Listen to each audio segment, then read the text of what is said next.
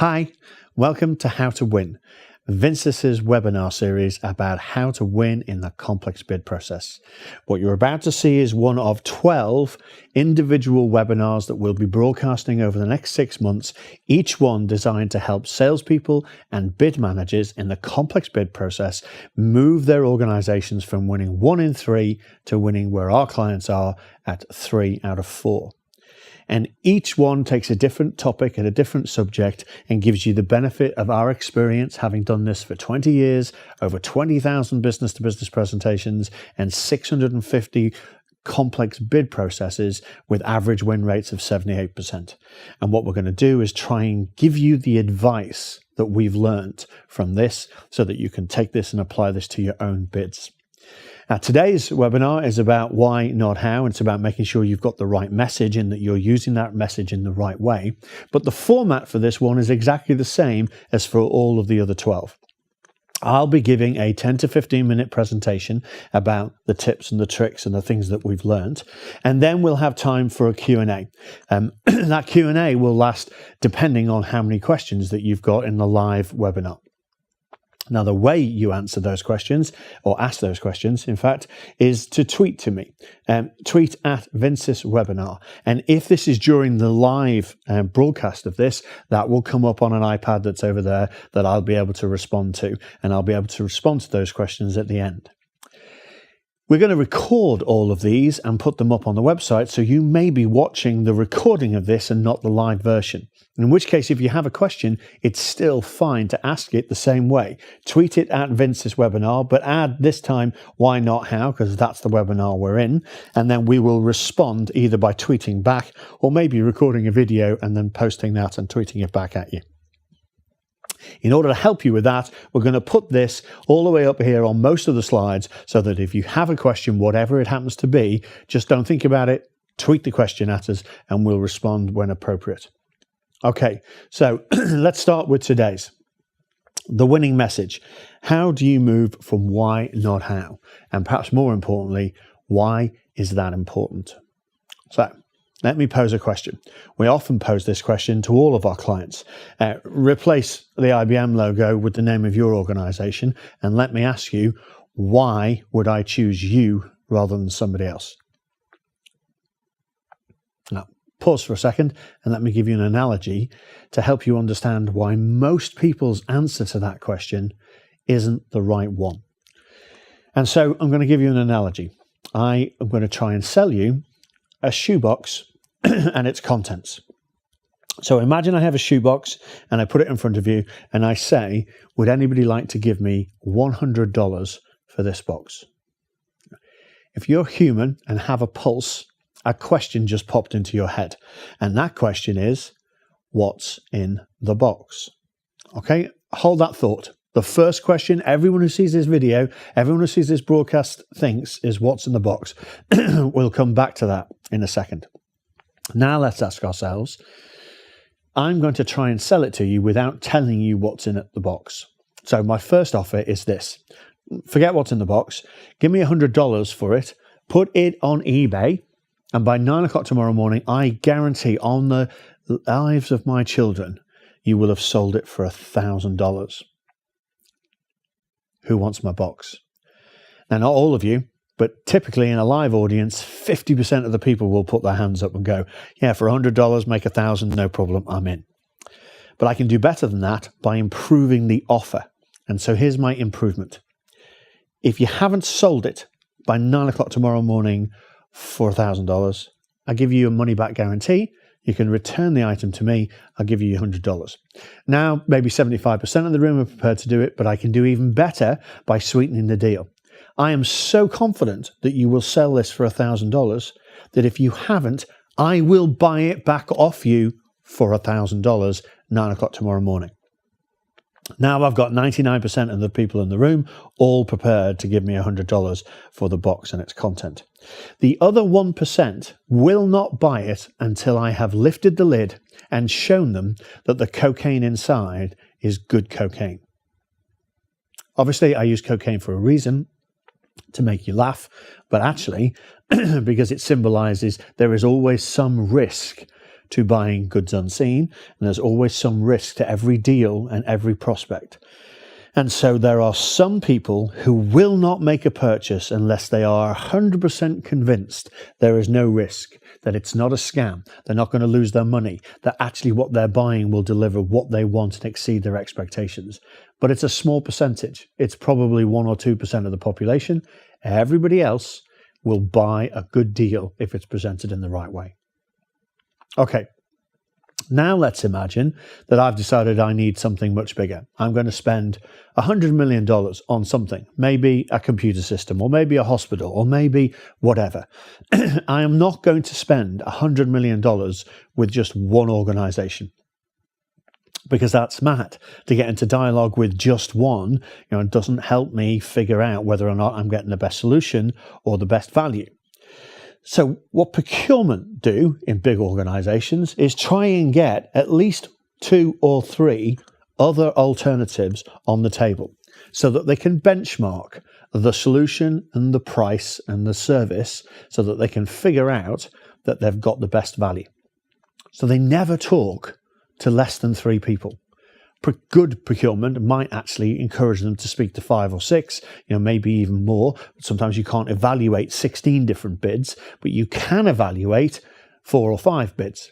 But you can't evaluate 1 or 2. It becomes too difficult. And so all procurement processes are going to push you towards dealing with at least 3 potential suppliers. And only one can win. And so average conversion rates are obviously 1 in 3.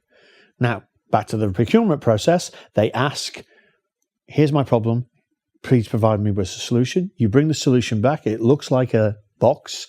Right? The first thing that happens when you put your box in front of the client is the first question that popped into your head before. What's in the box? And so you routinely lift the lid on the box and show them what's in the box. And then they go and look at the other 2, lift the lids and look in their boxes. And because the boxes are broadly solving the same problem, they broadly, from 60,000 foot, look the same. And they're only going to spend, an hour, a day, or a week, or whatever, looking at your solution and comparing it to the other 2 solutions. And so they have a very cursory look, not the in-depth look that you have when you put it all together. And if you're not careful, what's in the box looks pretty similar to what's in the other boxes.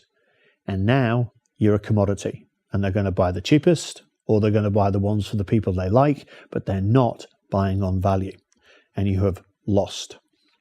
So when you ask yourself, why would people deal with you? Think about the what's in the box, and don't articulate what's in the box, but articulate the value of your box. Not what you get from me, but what value do you get from me? Now, when we ask the question, one of the exercises we do is ask people to write out their answers, and we gather them all up and we put them all up on the board. This is very typical. This is from a pharmaceutical company that we worked with a few months ago. But everywhere we do this, this is the kind of quantity of responses you get. If you've got 20 different people selling to an organization and you ask them, why do people buy off you? You're going to get all sorts of different answers looking like this. And the first observation we make is, if I take the name of your company and I replace it with your biggest competitor, would this be any different? And if not, then it's not really a value proposition. And so that's our first observation. Our second observation is people make 3 key mistakes when they start to think about what their value proposition might be. The first one we call what? Like, what are you selling? Are you selling the right thing? Let's take these 2 answers. Reliable communication and ease of use. They're both value propositions, but I would argue they're value propositions for the solution, not the supplier. And if I'm trying to sell the need for you to buy the service, this is great. But if I'm trying to sell you on the need to buy the service from me, this might not. Ease of use is about product. Reliable communication might be about the provider. But they're selling different things. Because they're selling different things and confusing the client. So the first thing is, what are you selling? Where in the sales cycle are you? And make sure you've got the right message for it. What? Second thing is, people often use features instead of benefits. Our people, scientific and robust background, members and experienced team. So what? Why is that important? You've got a scientific and robust background. I don't care. I care that whatever the product is you're selling to me does the job. I don't care whether or not you've got the science behind it. If it works, it works. And so it's not a compelling reason to buy yours rather than somebody else's. If somebody else's works just as well, is twice as fast and half the cost, you're going to lose if you think that's of value. And so ask yourself, are these benefits? Do the so what game. Somebody says our product does this, say so what? And say it 2 or 3 times until you get to an actual benefit. That's the third failing. And then the fourth failing is when they third failing is when they actually get to a value proposition, they then have no consistency in the way they say it. Better system performance, quality, gold standard, based on quality, quality product, quality of the team, excellent quality product. We are saying broadly the same thing, but we're saying it in 7 different ways. And now it becomes confusing. And we've lost any hope we had of making our value proposition mnemonic and memorable, which is what that means, so that the client can remember it. They're the 3 mistakes. We call those 3 questions that we ask what, say what, so what, and say what. Ultimately, there are a finite number of value propositions. These are the ones that we routinely use and search for when we're helping clients. But there are a plethora of ways of saying this. I can say flexibility in probably 20 or 30 different ways. If I add a second word to qualify it, then maybe I can say it a different 1,000 ways. And if you take all 20 of these and you say them all in a different 1,000 ways, it's really easy to confuse people. And confused people don't buy. So, in summary, okay, here's what you need to be thinking about when you're thinking about the message you want to deliver in the sales cycle. Number 1, what are you selling and who are you selling it to? Number 2, why are they going to buy it off you? What's the benefit of what you do rather than a description of what you do? And finally, how are you going to articulate that in a way that they can articulate it and justify their decision? And then there's 3 tests. A value proposition is not a value proposition unless it is compelling. And it won't work as a value proposition unless it's concise, because the prospect has to be able to remember it and articulate it to justify their decision. And then finally, it has to be consistent. So you have to be able to use it in the orals, in the executive summary. You have to be able to use it throughout the whole of the communication. And if you can't do that, if it's not consistent and can't be consistent, it fails as a value proposition. That's what we mean when we say don't talk to people about how, talk to people about why. If you do that, you've got the right message. Here's a brief example of a value proposition from a client. We've taken the name of the client off, but the value proposition was 5 reasons why you would choose us. Number 1, we have a vision of what this product and service would look like in the future. That means you're future-proofed. This investment you're making now will add value later on. Number 2, that we will help you drive a change in the relationship between you and your trade partners that will help you be profitable and successful going forward.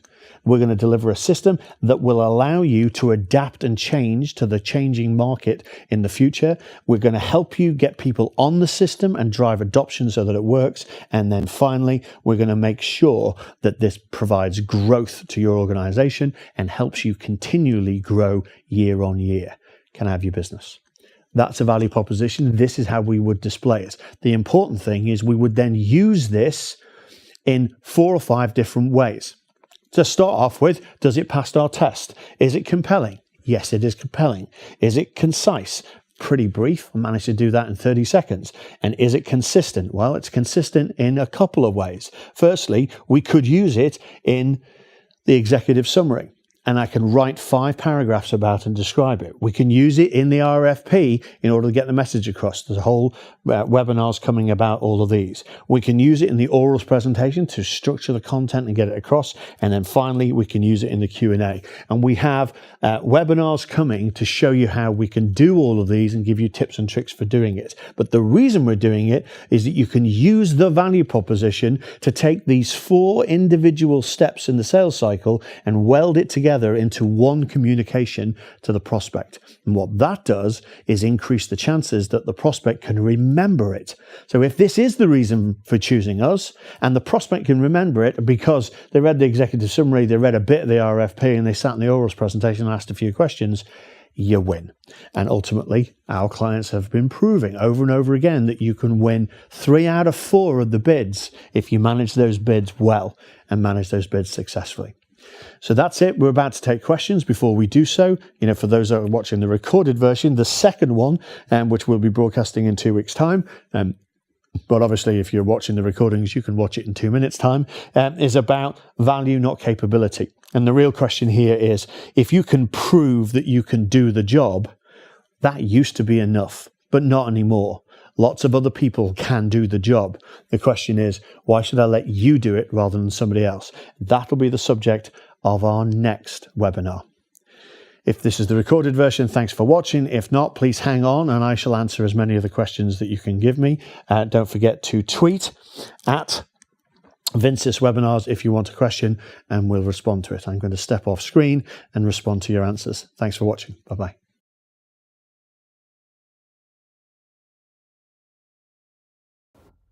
So I have my wonderful little iPad here that shows me the tweets. And the first tweet we've got is from Osa Wild. And the question is, what do you do if you need to sell 2 things at one meeting?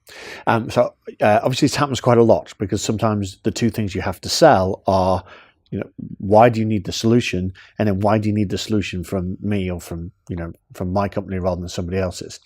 And my strong advice is to not blend the 2, which is what most salespeople do. You take the reason for doing the solution and the reason for buying it off us, put it all together into one elevator pitch. And the problem with that is you're not making it easy for the prospect to understand the decision making that they're making. So I would always make it transparent, and I would say to them, you've got 2 decisions to make. One is, do you want to do something? And the second one is, do you want to do something with us? So let's deal with the first one. Here's why you should do this. I had a consultancy session this morning for exactly the same reason. Everybody's focused on what's the benefit of the service, but they forget to then sell, well, here's why you need the service from us. You made a great case for they need to do something, and now they go to your competitors. So you have to do both. Make it transparent. Here's why you need the service. Do you want to do the service? Okay, here's why you should do it with us, not somebody else, and add it in. And the more transparent you can make that, the better, because the more likely we are of succeeding in closing the deal. Okay, second question then from Jim Adam. How do you know if a value proposition is compelling? That's an interesting question. I think, I'm tempted just to say experience. Having written 20,000 business-to-business presentations, you can sort of you can tell, I think, innately which is compelling and which isn't. Of course, the real test is the prospect and not us. And so one of the things we'll often do, particularly if it's a big pitch and a long process, is we seed the value proposition early enough with the prospect to decide whether or not the prospect thinks it's compelling or not. So one of the things we'll often do is, when we know what those 5 things are, we then develop a set of spin questions that will sit behind each of those, that we then take to the team, make sure the team get out with every possible communication with the client, so that we're testing, is this a problem, is this an impact, what would be the benefit of this, could you do this in the normal spin format, so that ultimately you want the client to tell you that it's compelling. So if it's in a big pitch, that's what we would do, kind of see if we can find it early. If it's in a kind of, you're in the end of a sell and you're sat in front of a client, one of the other things we'll do is we'll take that value proposition and make it hot. And by that, I mean, we put buttons on it. And then what you do is you go through the value proposition and say, these are the 5, now which is the most compelling? Or the question I always like to ask is, which one of these keeps you awake at night? And they'll then tell you which of these is compelling. The one they choose is the one that's hiding the pain they've got, and is therefore much more likely to be the most compelling. Then you don't have to go through all 5 either. Like, you might just only go down 1 or 2, and when they're not really bothered about the other 3, you know which 2 are compelling, and then you can kind of close and hopefully wrap up the deal. So